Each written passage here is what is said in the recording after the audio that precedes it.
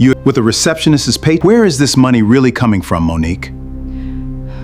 That was Walter Ashford, standing in the living room of the house he'd lived in for over 30 years, refusing to take the deed his own daughter had just paid off in full. Before I tell you what Monique did after that, if you love stories about the quiet ones who carry their families without ever asking for credit and the reckoning that finally arrives when someone dares to doubt them, hit that subscribe button and turn on your notifications, because what happened after Walter turned his back on that document is not what anyone in that family expected. Before we go any further, drop a comment and let me know where in the world you're watching from. I read every single one. And while you're down there, have you ever had people around you who only showed up when you were the one giving? Tell me about it. Now, let's go back to where this really started. Monique Ashford was 26 years old, the older of two children born to Walter and Denise Ashford, and she worked the front desk of a mid-sized insurance office downtown, the kind of job where the pay was steady but never quite enough to build anything with. Her younger brother, Dorian, was the one everyone in the family talked about, the one who'd gone to college on a partial scholarship, who wore nice shoes to Sunday dinner, who always had a new opportunity on the horizon that somehow never quite materialized into anything. She had stayed home instead, taken the first steady job she could find after high school, and quietly become the person who covered whatever gap needed covering. When the water heater broke 2 winters back, she was the one who paid the deposit for the repairman. When her mother's hours got cut at the hospital laundry, she was the one who started leaving cash in an envelope on the kitchen counter without ever mentioning it out loud. But there was one thing hanging over the family that she had never once said out loud, not even to her closest friend. The house was behind on its mortgage. Badly. Walter's hours at the plant had been cut 2 years earlier, and between his reduced pay and Denise's laundry shifts, they'd fallen further behind every single month, patching one late payment with the next, until the letters from the bank stopped being polite. Monique found out by accident, the way most hard truths get found. She'd come by to drop off groceries one Saturday afternoon and found her mother crying quietly at the kitchen table over an open letter, the words "foreclosure" notice visible across the top before Denise could fold it away. "I don't want you to worry about this," her mother said quickly, folding the letter smaller than it needed to be. "Your father is handling it." She nodded and said nothing more that day. But she didn't believe it, and she couldn't stop thinking about it on the bus ride home. That night, she sat at her small kitchen table with a notebook and did the math 3 separate times, hoping she'd gotten it wrong the first 2. The number she needed wasn't small, nowhere close to what a receptionist's paycheck could cover, not in 1 year, not in 3. But she wrote it down anyway, at the top of a fresh page, underlined twice. Save the house, no matter what it takes. If you found out the people who raised you were quietly losing everything while telling you not to worry, how far would you go to fix it without them even knowing you were trying? Let me know below, because Monique was about to go further than anyone in that family could have imagined, and do it without a single one of them finding out until it was already done. She picked up every extra shift the insurance office would give her, covering phones on weekends nobody else wanted. On top of that, she started tutoring high schoolers in math 3 evenings a week, something she'd been quietly good at since her own school days, but had never once thought to turn into money. Every extra dollar went into a separate account she didn't tell a single person about, not even Dorian. 8 months in, the account had grown, but nowhere near enough. And the bank's letters at her parents' house had gone from past due to a formal notice of intent to foreclose. She sat with that number a long time, staring at the gap between what she had and what she needed, and admitted to herself that working harder alone wasn't going to close it in time. The answer arrived from an unlikely place. One of her tutoring students, a quiet 15-year-old named Emily, mentioned offhand one evening that her mother, Linda Chen, ran a small property management company and was looking for someone reliable to help manage weekend showings for a handful of rental units. Someone who was good with people and didn't mind odd hours. Monique asked a few questions, and by the end of the week, she'd met Linda in person. Linda liked her instantly steady, punctual, good with the tenants who called with complaints, and within 2 months had brought her on part-time to help coordinate showings and paperwork across a growing portfolio of units. She worked her insurance job by day, showings and tutoring in the evenings, and something closer to no sleep on weekends, and banked nearly everything she earned into that same quiet account. Some nights, standing alone in an empty unit waiting on a tenant who was already 20 minutes late, she let herself think about how strange it was that nobody at home had any idea this was even happening.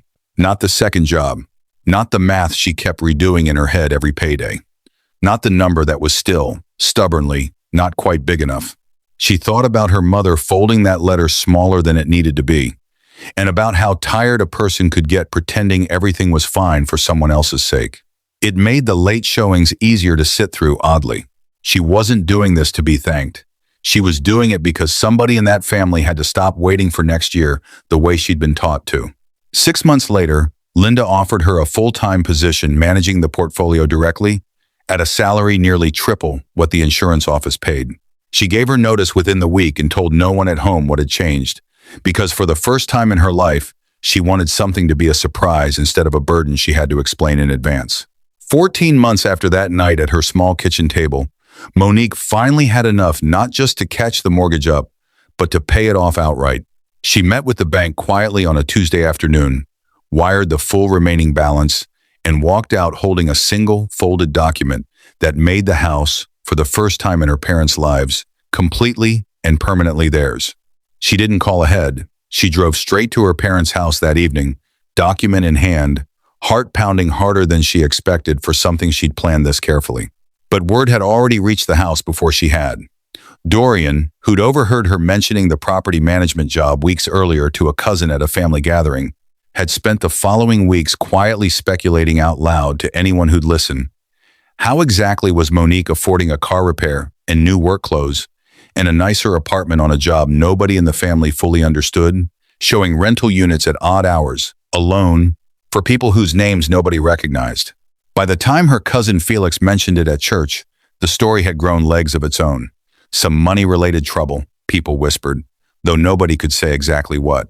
Her Aunt Corinne repeated it to her mother over the phone, the way people repeat rumors they've already decided are true. "I'm not saying anything for certain," Corinne said, "but a girl doesn't just triple her income showing empty apartments to strangers. You should ask her directly before this goes further." Denise didn't want to believe it, but the doubt had already found its way into the house before Monique ever walked through the door with the deed in her hand. If the very people you were working yourself to exhaustion to protect had already decided, behind your back, that your success meant something was wrong with you, would you still walk through that door to give them the good news? For Monique, the answer was yes. She had no idea yet what was waiting for her on the other side of it.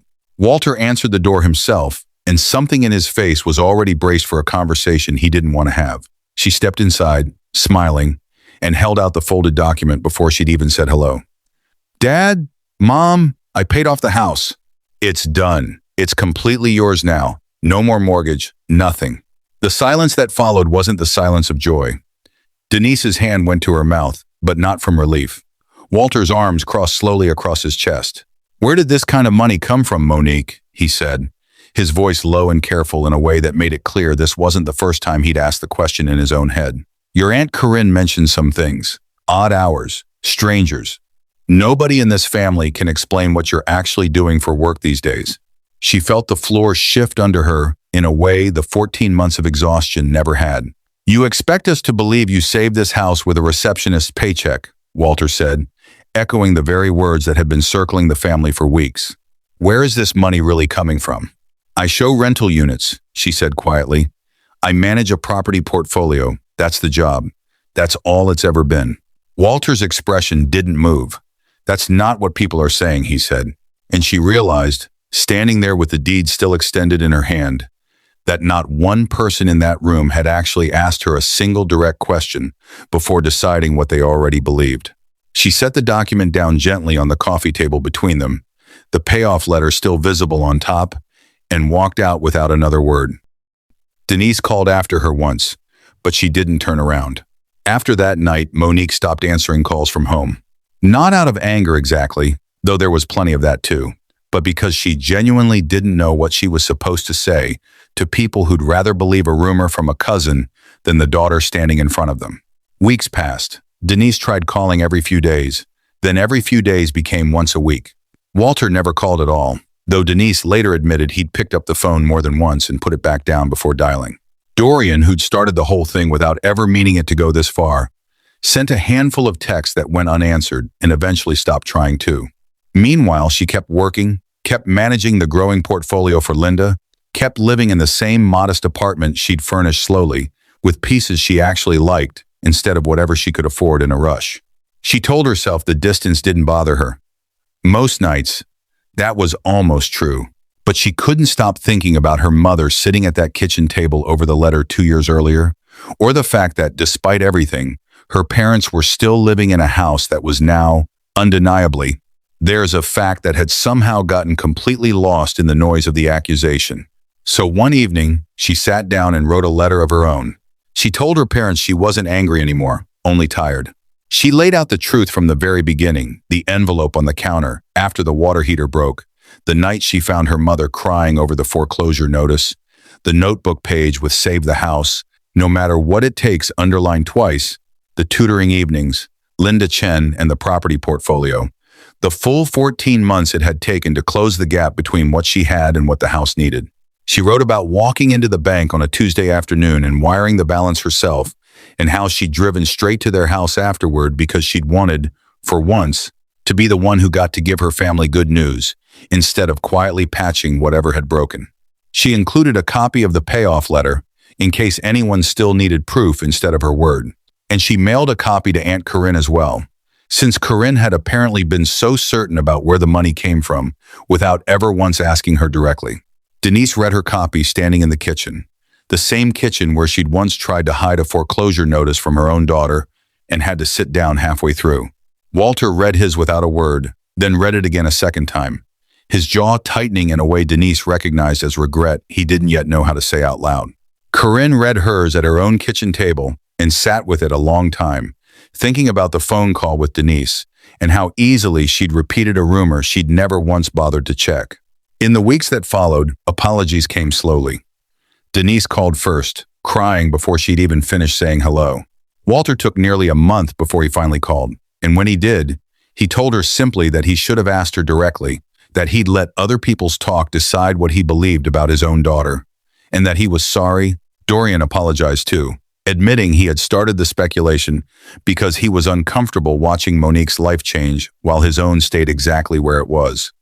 She forgave them in her heart, but forgiveness did not erase what had happened, and she knew she could not simply step back into the family role she'd occupied before. She kept working for Linda, and within a year she'd been promoted to oversee the entire rental portfolio herself, managing a team of 3. Her parents continued reaching out. They wanted her to come home for dinner. They wanted things to feel normal again. They wanted the daughter who had always shown up, fixed the problem, and quietly carried whatever everyone else couldn't. But she had learned something during the months after the accusation. Loving her family did not mean she had to keep proving herself to them. When Walter finally asked if they could start over, she was quiet for a long moment before answering. She told him she didn't hate him, but that she didn't think they could go back to what they were. His voice broke as he told her he knew he'd hurt her. She agreed that he had, that she'd spent 14 months trying to save his house, and that when she'd finally brought him proof, he hadn't asked her what she'd done. He'd asked her what she'd done wrong. There was silence on the other end of the line before she continued, telling him gently that she forgave him, but that forgiveness didn't mean she had to keep standing in the same place where she'd never been believed. She ended the call not angrily, not dramatically, just honestly. She never took the house back. She never demanded the money returned. She had saved it because she loved her parents, and that part of her decision had not changed. What changed was what she expected from them. She stopped being the person everyone called whenever something went wrong. She stopped explaining every decision. She stopped measuring her worth by how much she could carry for people who had once looked at her sacrifice and suspected the worst. And slowly her parents began to understand that getting their daughter back did not mean getting the old version of her back.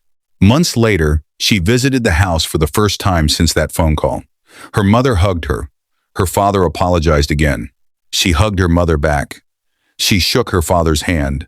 Then she looked around the living room at the house she'd worked 14 months to save and smiled, telling them quietly that she'd wanted this house to belong to them because she loved them, but that somewhere along the way, she thought loving them meant proving herself to them.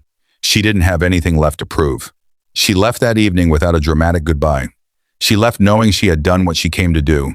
She had saved the house. She had told the truth. and she had finally learned that she could love her family without carrying them. And that's the lesson worth sitting with from this one. Sometimes the hardest part of loving people is accepting that they may never become the people you needed them to be. You can forgive someone without giving them the same access to you. You can help your family without making their problems your identity. And sometimes choosing peace means walking away from a relationship you once spent your whole life trying to save. If this story reached something in you, tell me in the comments. Would you have forgiven Monique's family and gone back to the way things were, or would you have walked away too? And don't forget to subscribe and turn on that notification bell, because there's always another story waiting.